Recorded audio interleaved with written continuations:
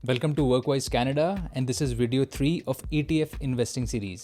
आज के वीडियो में बेसिकली हम डिस्कस करने वाले हैं कि कनाडा में आप ETFs को खरीद कैसे सकते हो। विल ऑल्सो डिस्कस कि किस तरह के ब्रोकरेजेस अवेलेबल हैं कनाडा मार्केट में, कौन से अकाउंट टाइप्स आपको यूज़ करने चाहिए, registered, non registered, specifically TFSAs, RRSPs। Will also understand के इंडेक्सेस एंड ETF प्रोवाइडर्स क्या होते हैं। Ultimately when you have all this information तो ETF का ऑर्डर कैसे प्लेस करना है। विल ऑल्सो डिस्कस कि US लिस्टेड ETFs को आप कैसे आसानी से बाय कर सकते हैं ताकि ज़्यादा आपका खर्चा ना हो करेंसी कन्वर्जन में। And will wrap it up by discussing the common mistakes that people make. So without wasting any time let's dive into it. अब आगे बढ़ने से पहले मैं यहाँ पर डिस्क्लेमर देना चाहता हूँ कि I am not a certified financial planner और एन इन्वेस्टमेंट एडवाइज़र। तो अपनी रिसर्च को आप ध्यान से करो। इसको आप एजुकेशनल पर्पस के लिए यूज़ कर सकते हो, समझने के लिए यूज़ कर सकते हो कि अगर आपको ETFs खरीदने हैं कनाडा में तो उसका प्रोसेस क्या होगा।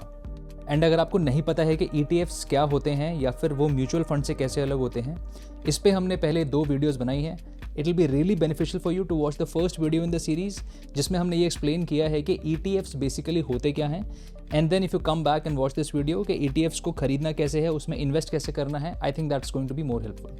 बट नॉनदलेस आपको इस वीडियो से ये ज़रूर पता चलेगा कि ETFs को कनाडा में आप कैसे खरीद सकते हैं, क्या प्रोसीजर है उसका, किस तरह का आपको अकाउंट खुलवाना है and other details.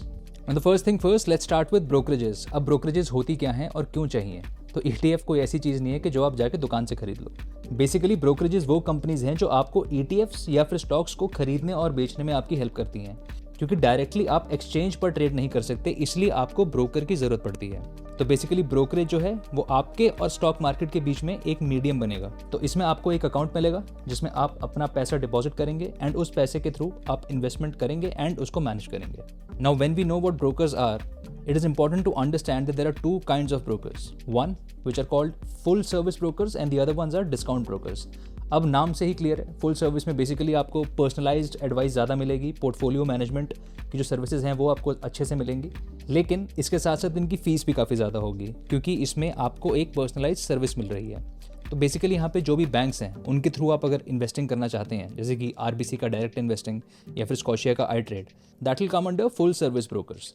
And it is not just about fees जो कि आप पर्सनलाइज एडवाइस के लिए देंगे, but also about the trading fees. तो जब आप एक स्टॉक या ETF खरीदेंगे तो उसके लिए आपको ट्रेडिंग फीस देनी पड़ेगी, which can range from $5 to $10 पर ट्रेड। तो अगर आप नॉर्मली अपनी सैलरी आते ही इन्वेस्ट करना शुरू करते हैं, which is by the way good habit, तो एक महीने में कम से कम आप 2 दिन ट्रेड करेंगे। So that trading fees can add up to hundreds of dollars over an year. Second type of brokers are called discount brokers. अब जो डिस्काउंट ब्रोकर्स हैं वो मोस्टली ऑनलाइन अवेलेबल होते हैं, जिसकी वजह से इनकी जो एम्प्लॉय स्ट्रेंथ है वो भी कम है। अब क्योंकि नंबर ऑफ एम्प्लॉयज़ कम चाहिए डिस्काउंट ब्रोकरेजेस को मैनेज करने के लिए, तो एज एन एंड क्लाइंट आपके ऊपर ट्रेडिंग फीस इतनी ज़्यादा चार्ज नहीं होगी। अब क्योंकि यहाँ पर फीस नहीं है या फिर अगर है तो बहुत कम है, तो आपको कोई पर्सनलाइज्ड सर्विस नहीं मिलेगी। बट अगेन अगर आप खुद रिसर्च कर सकते हैं एंड यू नो कि आपको सिर्फ यही चीज़ खरीदनी है, ये पर्टिकुलर ETFs ही खरीदने हैं, then discount brokerage is a better option for you. अब अगर डिस्काउंट ब्रोकर्स को देखें तो Wealthsimple, Questrade and Moomoo brokerage आपको यहाँ पे मिल जाएगी कनाडा में। वेलसिंपल में there is no trading fees, तो ETF खरीदने एंड बेचने के आपको कोई पैसे नहीं देने पड़ते।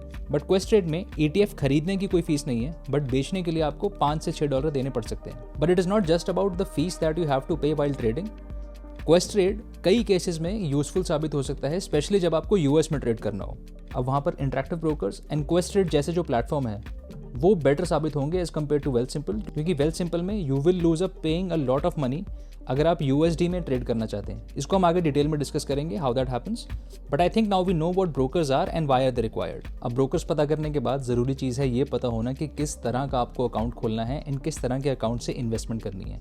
तो जब आप किसी भी ब्रोकर प्लेटफॉर्म के पास अपना अकाउंट खोलने जाएंगे फॉर द ट्रेडिंग पर्पस, तो वहाँ पर आपके पास 2 ऑप्शन होंगे, to open a registered account और अ नॉन रजिस्टर्ड अकाउंट। अब रजिस्टर्ड अकाउंट वो अकाउंट्स हैं कनाडा में जहाँ पर आपको कुछ टैक्स बेनिफिट्स मिलते हैं।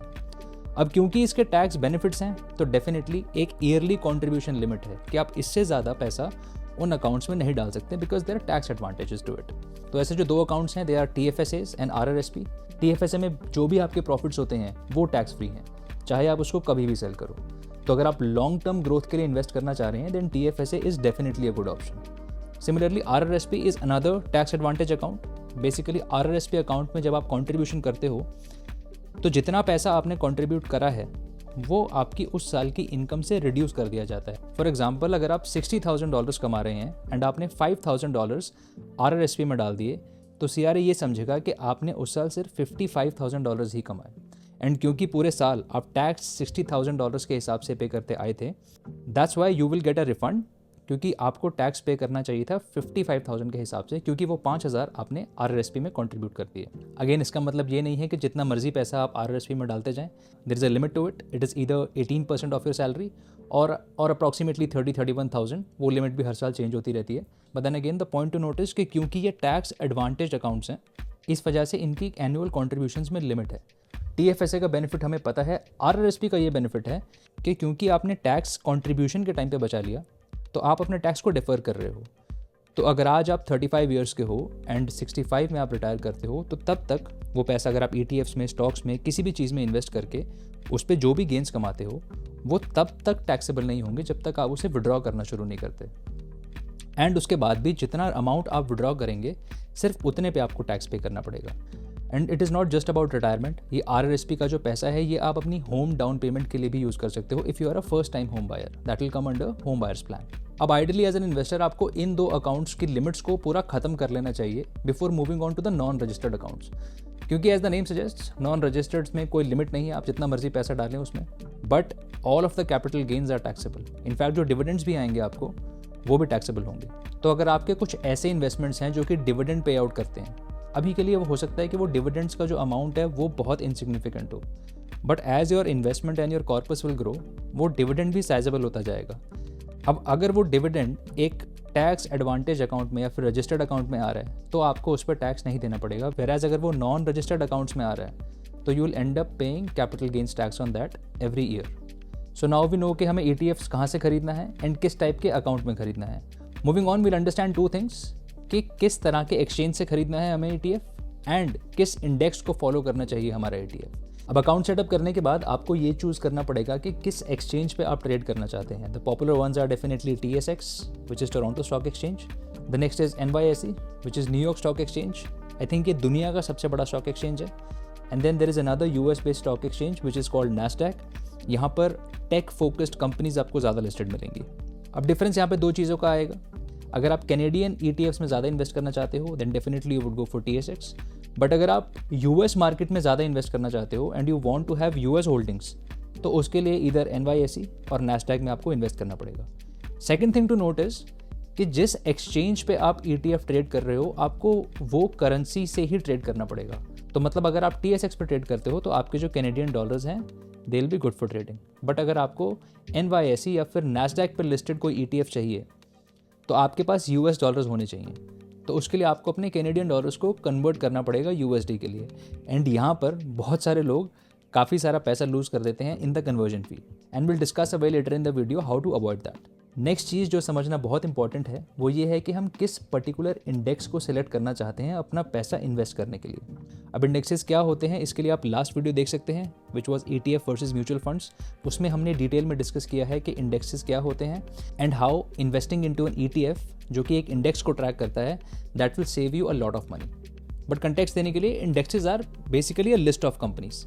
कुछ कंपनीज हैं जो इन लिस्ट को मेंटेन करती हैं रेगुलरली एंड इनको अपडेट करती हैं, एंड कुछ ETFs इनको ट्रैक करने का काम करते हैं। तो वो अपना पैसा इन इंडेक्सेस के बेसिस पे उस पर्टिकुलर रेशियो में मार्केट में लगा देते हैं, and then as a customer you end up owning the shares of that ETF। तो इससे आपको डाइवर्सिफिकेशन ब्रॉड लेवल पे मिल जाता है। दो पॉपुलर कॉमन एग्जांपल्स हैं, S&P 500 which is basically US की top 500 companies, and then Nifty 50। अगर आप इंडिया की इन्वेस्टिंग से फेमिलियर हैं, तो निफ्टी 50 इज इंडिया की टॉप 50 कंपनीज मार्केट कैप के हिसाब से। सो आफ्टर नोइंग के इंडेक्स क्या होता है, लेट्स अंडरस्टैंड कि किस तरह के इंडेक्सेस अवेलेबल हैं। Now there are broad market indexes जो कि ओवरऑल मार्केट की मूवमेंट को ट्रैक करते हैं, जैसे कि S&P 500। Then there are sector specific indexes, कि अगर आपको हेल्थ केयर, टेक्नोलॉजी या फिर EVs में या सेमीकंडक्टर्स में इन्वेस्ट करना है, तो वैसे सेक्टर स्पेसिफिक इंडेक्सेस भी अवेलेबल हैं। Then there are some less risky indexes जो कि फिक्स्ड इनकम सिक्योरिटीज़ को ट्रैक करते हैं, they're called as bond indexes. उसके अलावा अगर आप अपना पैसा US, कनाडा के अलावा इंटरनेशनल लगाना चाहते हैं, इंडिया की मार्केट में लगाना चाहते हैं, then there are indexes which track that and they're called as international indexes. Again as an investor question ये है कि किस पर्टिकुलर इंडेक्स में मैं पैसा लगाऊं। So as a very simple strategy, पहली चीज़ ये देखने वाली है कि कौन सा इंडेक्स कितना पुराना है, कितने उसके प्रूवन रिटर्न्स रहे हैं अभी तक, एंड कितने एसेट्स को, कितने पैसे को वो मैनेज कर रहा है, उससे उसकी लिक्विडिटी पता चलेगी। एंड एक्चुअली किस तरह के इंडेक्सेस में हमें इन्वेस्टमेंट करनी चाहिए, कैसा पोर्टफोलियो एक इन्वेस्टर का होना चाहिए अगर आप बिल्कुल बिगिनर हैं, इस पर डेफिनेटली आगे आने वाली वीडियोस में हम बात करेंगे। तो अब हमें अकाउंट भी समझ आ गया है, एक्सचेंज भी समझ आ गया है और इंडेक्सेस भी समझ आ गया है। नाउ विल अंडरस्टैंड कि इन इंडेक्सेस को ट्रैक करने वाले जो ETFs हैं उनके प्रोवाइडर कौन है, कि अगर आप ETF खरीदना है तो किसका ETF खरीदोगे। तो ETF प्रोवाइडर बेसिकली आपको अलग अलग इंडेक्सेस को ट्रैक करने वाले जो ETFs हैं वो प्रोवाइड करते हैं। अब इन नो पर्टिकुलर ऑर्डर ये 3 ETF प्रोवाइडर्स कनाडा में बहुत फेमस हैं एंड सबकी अपनी खासियत है। तो सबसे पहले ब्लैक रॉक या फिर RBC iShares। तो when you hear Black Rock और RBC iShares और RBC ग्लोबल एसेट मैनेजमेंट, इन सब का एक ही मतलब है, which are maintained by Black Rock and Canada में उनका काउंटर पार्ट इज़ RBC। तो ये लार्जेस्ट ETF प्रोवाइडर हैं एंड ब्रॉड और सेक्टर स्पेसिफिक ETFs की काफ़ी चॉइस आपको मिल जाएगी इसमें। Second is Vanguard, my personal favourite.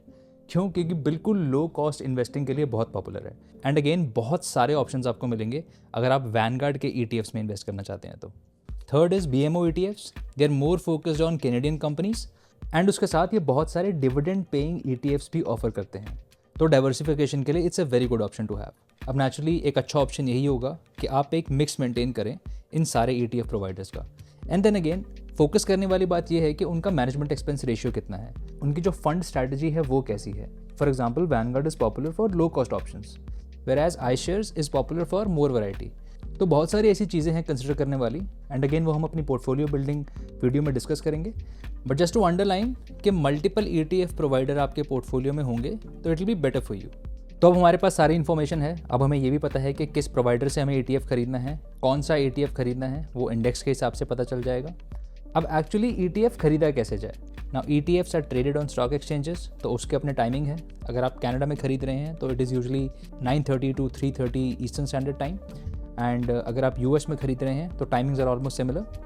तो परचेज आपकी उसी दौरान हो पाएगी। आप ऑर्डर पहले से प्लेस करके रख सकते हैं जब मार्केट बंद है, बट वो ऑर्डर एग्जीक्यूट तभी होगा जब मार्केट ओपन होगी। Now because we are making an investing series, तो मैं यहाँ पर सिर्फ 2 तरह के ऑर्डर्स डिस्कस करूँगा जो कि परचेज ऑर्डर्स हैं। पहला है मार्केट ऑर्डर। मार्केट ऑर्डर का मतलब है कि आप ब्रोकर को बोलते हैं कि जिस पर्टिकुलर प्राइस पे अभी ETF ट्रेड हो रहा है मुझे ला के दो। तो if you are a beginner and you don't know how to place limit orders, it is better to go for market orders. Second option is as the name suggest limit order. यहाँ पर आप limit देते हैं कि अगर आप देख रहे हैं कि एक ETF 29 से $31 के बीच में ट्रेड कर रहा है तो एज अ बायर आप एक लिमिट डाल सकते हैं कि जब फॉर एग्जांपल ये $29.50 का होगा तभी मुझे परचेज़ करना है। तो बेनिफिट ये है कि आपको मनचाहा प्राइस मिलेगा, बट डाउन साइड ये है कि अगर उस दिन वो ETF का प्राइस आपके लिमिट से मैच नहीं हुआ, उससे उतना नीचे नहीं आया, तो आपका ऑर्डर एग्जीक्यूट ही नहीं होगा। अब definitely to keep things passive and easy as a beginner, market order would make more sense. But then again जब आपने बहुत बार इन्वेस्ट कर लिया है, बहुत बार एक्सचेंज पर ट्रेड कर लिया है, you would know a little bit more about कि ऑर्डर्स पे आप कुछ पर्टिकुलर सेंट्स कैसे बचा सकते हैं। तो then limit order might be a good option for you. अब नेचुरली क्योंकि US बहुत बड़ा मार्केट है, तो the next thing that comes is कि US लिस्टेड जो ETFs हैं उनको हम कैसे खरीद सकते हैं। अब जैसे कि पहले हमने डिस्कस किया कि अगर आपको US बेस्ड स्टॉक एक्सचेंज से ETFs खरीदने हैं तो you need to have US dollars, but we have other options. तो सबसे पहला ऑप्शन तो ये है कि उसी का जो TSX काउंटर पार्ट है आप उसे खरीद लें, क्योंकि जितने भी पॉपुलर US बेस्ड इंडेक्सेस हैं उस पे बेस्ड आपको कैनेडियन ETFs भी मिल जाएंगे। कई बार तो ये सेम प्रोवाइडर के ही होते हैं। फॉर एग्जांपल अगर आप S&P 500 में इन्वेस्ट करना चाहते हैं थ्रू वैनगार्ड, तो वैनगार्ड में अगर आप US वर्जन ऑफ ETF देखेंगे दैट इज़ कॉल्ड VOO।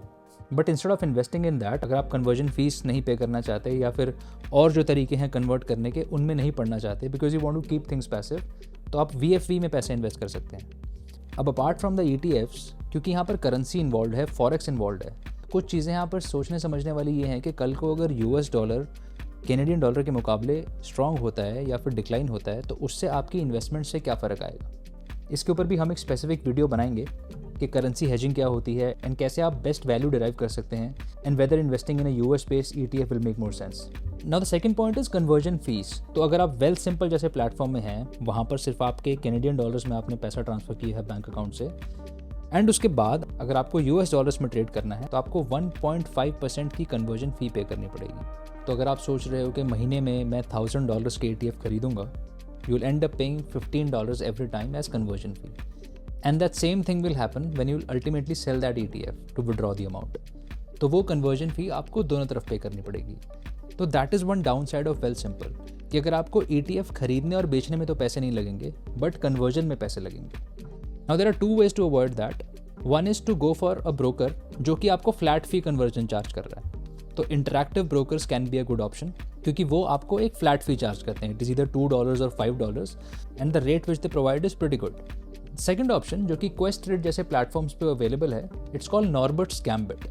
तो ये बेसिकली एक तरीका है कन्वर्जन फीस को बचाने का। अब कैसे उसको देखते हैं कि लोग इसमें एक जो डुअल लिस्टेड स्टॉक है, यानी कि जो कनाडा में भी लिस्टेड है एंड जो US में भी ट्रेड कर रहा है, उसको आप कैनेडियन स्टॉक एक्सचेंज पे खरीद लो।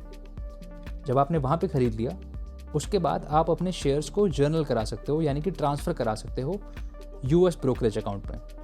एंड जब आपके शेयर्स US मार्केट में कन्वर्ट हो चुके हैं, तो आप उसको बेच के अपने ETFs को परचेज कर सकते हो। तो इससे आपने कन्वर्जन फीस अपनी बचा ली, क्योंकि जर्नलिंग में या फिर ट्रांसफरिंग में यूजुअली ब्रोकर्स पैसे चार्ज नहीं करते। लेकिन क्वेस्टरेट जैसा ब्रोकर भी $5 के आसपास चार्ज करता है, तो आपका एक बार वो अमाउंट ज़रूर लगेगा टू कन्वर्ट। एक कॉमन स्टॉक है जो कि नॉर्बर्ट्स गैम्बिट के लिए यूज़ होता है, विच इज़ कॉल्ड DLR। तो आप DLR को कैड में परचेज करो TSX पर, एंड देन आप उसको जर्नल करा के US मार्केट में सेल कर सकते हो, and then you can buy any US based ETFs with US dollars. अब जब आप US ETFs खरीदते हो, तो उसमें एक चीज़ और ध्यान रखने वाली ये है कि विद होल्डिंग टैक्सेस एप्लीकेबल होते हैं। सिंपल टर्म्स में, जब आप किसी US कंपनी के ETFs को ओन करते हो एंड वो as a part of profit sharing आपको एज एन इन्वेस्टर कुछ पैसे वापस देना चाहते हैं, उसको डिविडेंड कहते हैं। एंड वो जो डिविडेंड्स हैं वो पूरे के पूरे आपके अकाउंट में नहीं आएंगे, उस पर 15% का विद होल्डिंग टैक्स पहले ही लग जाएगा, because you are a foreign national as a Canadian resident. अब एक तरीका है उसको अवॉइड करने का, विच इज़ कि आप अपने RRSP अकाउंट में इन US बेस्ड ETFs को होल्ड करें, क्योंकि US एंड कनाडा की एक टैक्स ट्रीटी है, उसके अंडर RRSP अकाउंट्स में विद होल्डिंग टैक्सेस एप्लीकेबल नहीं होते। तो आप काफ़ी सब्सटैंशियल अमाउंट बचा सकते हो by holding US based ETFs in RRSP accounts. And इसीलिए पहले हमने अकाउंट टाइप्स डिस्कस किए हैं, क्योंकि एज अ बिगिनर बहुत लोग इन चीज़ों का एडवांटेज नहीं ले पाते हैं। Again one thing to notice, TFSA में ये बेनिफिट आपको नहीं है, this is only applicable for RRSP। तो आपको अपने पूरे इन्वेस्टमेंट पोर्टफोलियो में अगर कुछ US बेस्ड होल्डिंग्स रखनी है, RRSP would be an ideal place for that. As a beginner आप ये सोच सकते हो कि यार अगर इतना पंगा है US बेस्ड कंपनीज में इन्वेस्ट करने का, then why to invest in US। Two simple things, सबसे बड़ा मार्केट है तो लिक्विडिटी बहुत ज़्यादा है। सेकेंड, हिस्टोरिकली ग्रोथ बहुत अच्छी रही है। अगर आप अच्छे ETFs को चूज़ करते हो, there are high chances that you will make much more money as compared to what you'll make by investing just in Canada. Coming to the last part of the video, which is कि क्या common mistakes हैं जो कि लोग करते हैं usually, and as beginners हमें इसको definitely avoid करना है। पहली चीज़ तो यही है कि इन्वेस्टर्स अपने नॉन रजिस्टर्ड अकाउंट्स को यूज़ करना शुरू कर देते हैं अपने TFSA एंड RRSP के कॉन्ट्रीब्यूशन रूम को ख़त्म करने से पहले। ना ही सिर्फ आपके पास टैक्स एडवांटेज है, आपके पास डिविडेंड विद होल्डिंग टैक्सेस नहीं लगते हैं, and there are multiple other benefits that you can get as an investor अगर आप पहले अपने TFSA एंड RRSP के रूम्स को एग्जॉस्ट करोगे तो। Next thing is frequent currency conversions. अब अगर आप US बेस्ड ETFs में ही ज़्यादा इन्वेस्ट करना चाहते हो, तो you have to figure out a way जिससे आप कन्वर्जन फी कम से कम पे करो। मान लेते हैं आप वेलसिंपल नहीं यूज़ कर रहे, आप कोई दूसरा ब्रोकर यूज़ कर रहे हो जहाँ पर फ्लैट फी है कन्वर्जन की, but then again there are chances that you will end up losing a lot of money in the conversion अगर वो बहुत ज़्यादा फ्रीक्वेंट है तो। एज अ पैसिव इन्वेस्टर आपको एक सिस्टम डिज़ाइन करना पड़ेगा कि आप बहुत फ्रीक्वेंटली ट्रेड नहीं करेंगे। द मोस्ट कॉमन इज कि जैसी सैलरी आती है नेक्स्ट डे आप उसको इन्वेस्ट करते हैं। अगर आपकी बाई वीकली है तो पूरे साल के आपके सिर्फ 26 ट्रेड्स ही होंगे, एंड इंटरैक्टिव ब्रोकर जैसे प्लेटफॉर्म पे दैट विल जस्ट कॉस्ट $52। लेकिन ये फीस बहुत ज़्यादा हो सकती है अगर ये परसेंटेज बेस हुई तो ये ध्यान रखने वाली बात है। Next thing is ignoring the ETF fees. अब सेम इंडेक्स को ट्रैक करने वाले कई सारे ETFs अवेलेबल होते हैं, डिफरेंट प्रोवाइडर्स अलग फीस चार्ज करते हैं। तो परफॉर्मेंस के साथ साथ ये देखना भी बहुत ज़रूरी है कि उस ETF की मैनेजमेंट फीस कितनी है, जो मैनेजमेंट एक्सपेंस रेशियो है वो कितना है, क्योंकि over a period of long time वो काफ़ी डिफरेंस ला सकता है आपके टोटल इन्वेस्टमेंट कॉर्पस में।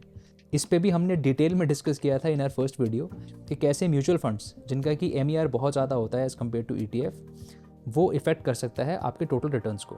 Next thing is time in the market. As a passive investor your aim should be to be in the market for a long run rather than कि मैं market को time कर लूँ कि इस दिन कम होगा, उस दिन खरीदते हैं, उस दिन ऊपर जाएगा, उस दिन बेचेंगे। अगर यही सब करना है तो then it is not passive. तो इस केस में अगर आप रेगुलर बेसिस पे इन्वेस्ट करते हो then things like dollar cost averaging will take care of you and लंबे टाइम तक मार्केट में बने रहने से रिटर्न आपको ज़्यादा मिलेंगे। If you can time the market well that's pretty good, but as a beginner अगर आपके पास उतना एक्सपीरियंस या समझ नहीं है, चुपचाप रेगुलर बेसिस पे इन्वेस्टमेंट करते रहो, be in the market for a long time, you will definitely see results. Next common thing is to chase the past performance. अब डेफिनेटली इंस्टिंक्टिवली आप कोई भी ETF खरीदोगे तो उसकी पहले पास्ट परफॉर्मेंस तो देखोगे, बट उसी परफॉर्मेंस को एक्सपेक्ट करना शॉर्ट टर्म में वो बड़ा खतरनाक होता है। अब इस साल का एग्जांपल लेते हैं। इस साल में S&P 500 इंडेक्स को ट्रैक करने वाले जितने भी ETFs हैं वो 25 से 28% तक बढ़ चुके हैं। तो अगर आज एक नया इन्वेस्टर आता है, वो पिछले एक साल की परफॉर्मेंस को देख के S&P 500 में इन्वेस्ट करता है एंड ये एक्सपेक्टेशन लेके बैठता है कि अगले साल भी वो 28-30% से जंप करेगा एंड उसके अगले साल भी वो अच्छी ग्रोथ देगा, वो डिल्यूजनल है, क्योंकि ऐसा यूजुअली नहीं होता है। अगर आपको पास्ट परफॉर्मेंस देखनी भी है तो you should look at 10 year 20 year data and वो जो एवरेज रेट ऑफ रिटर्न रहा है साल पर साल, वो आप कहीं ना कहीं फिर भी एक्सपेक्ट कर सकते हो, बट शॉर्ट टर्म के लिए वही एक्सपेक्टेशन रखना that is not okay. And then again this entire thing sums down to the last point, which is not having a long term plan. Investment is a long term game. Investment आप 1 महीने, 6 महीने, 1 साल के लिए नहीं करते हो, वो आप लंबे गोल्स के लिए करते हो। हाँ, उनका टाइम अलग हो सकता है। अगर आपको घर लेने के लिए पैसे इन्वेस्ट करना है, that could be in the next 3 to 4 years. अगर आपको बच्चों की एजुकेशन के लिए पैसे इन्वेस्ट करना है, that could be in the next 10 to 15 years. And similarly अगर आपको अपने रिटायरमेंट के लिए पैसे इन्वेस्ट करना है, that could be in 25 to 30 years. तो हर इन्वेस्टमेंट का एक long term plan and vision होना चाहिए, क्योंकि बहुत बार मार्केट में डिप्स आएंगे जो कि यूजुअली हर 5-10 साल के साइकिल में आते हैं। So having a long term plan as a passive investor is the only recipe to mental peace. तो बस आज के वीडियो के लिए इतना ही। आई होप इससे आपको क्लैरिटी मिली होगी कि ETFs को आप कैसे परचेज कर सकते हैं, स्पेसिफिकली अगर आपको US लिस्टेड ETFs खरीदने हैं वो कैसे कर सकते हैं, and common mistakes as a passive investor क्या क्या हैं एंड उसको अवॉइड कैसे करना है। इस चैनल पर हम करियर से रिलेटेड और पर्सनल फाइनेंस से रिलेटेड वीडियोस बनाते हैं। If you like such videos, consider subscribing Workwise Canada. Stay wise until the next time.